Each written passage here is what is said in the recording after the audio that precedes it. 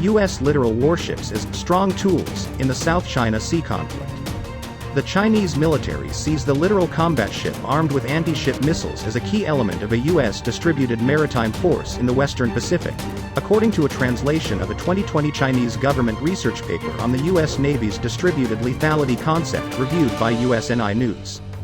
Chinese researchers compared the Littoral Combat Ship, LCS, with other surface combatants, arguing that the former's modularity, cheap price, high speed, and other characteristics enable it to become a powerful tool in future distributed lethality tactics, reads that the U.S. Navy's Distributed Lethality Implementation Method, paper from the Marine Design and Research Institute of China, MARIC. MARIC is the central research and development arm for China's shipbuilding sector. In particular, the speed at which the U.S. incorporated a test of a Harpoon missile in 2016 on an Independence-class LCS got Chinese attention. The results showed that with simple transformation the LCS could also possess some anti-ship capabilities, reads the paper. Modular weapons can reduce ship construction costs while weapons manufactured with the same interface standard can be easily installed on ships that meet this standard. This is extremely conducive to boosting the ship's overall capabilities, while ease of maintenance and ability for rapid retrofitting are greatly enhanced. There are other signs the Chinese military is interested in the LCS concept.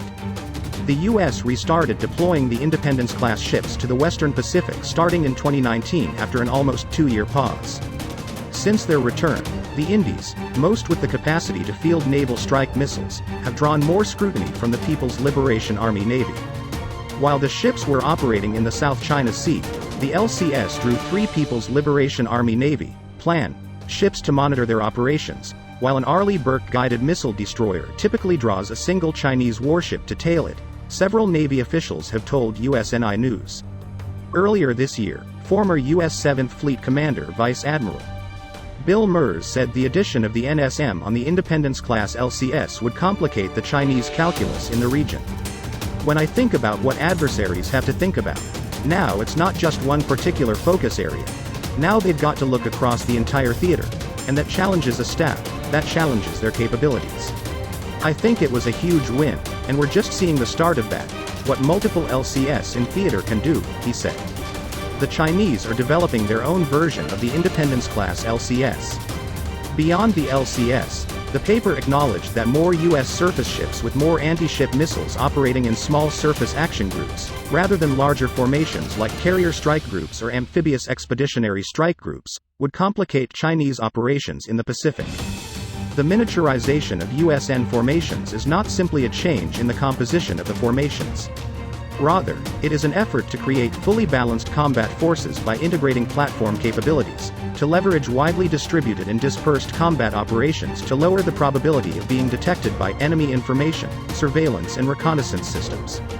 Using large numbers of small formations can also create more combat possibilities, generating a full range of threats to the opponent and placing enormous pressure on the opponent's ISR systems, reads the paper.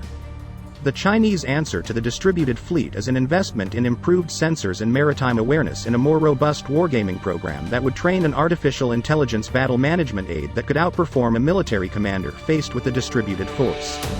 Distributed lethality is an attempt by the U.S. in intelligent warfare, and AI confrontation is also a revolutionary change in future warfare.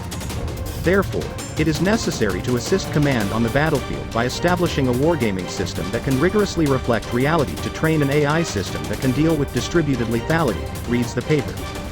For military and civilian applications, Beijing has invested massive amounts into perusing artificial intelligence, according to the final report issued by the U.S. National Security Commission on Artificial Intelligence in March.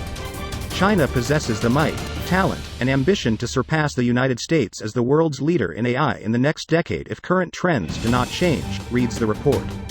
The U.S. is currently researching its own AI-powered battle management aids and is currently in the midst of the wide-ranging large-scale exercise to prove out major tenets of its distributed maritime operations concept.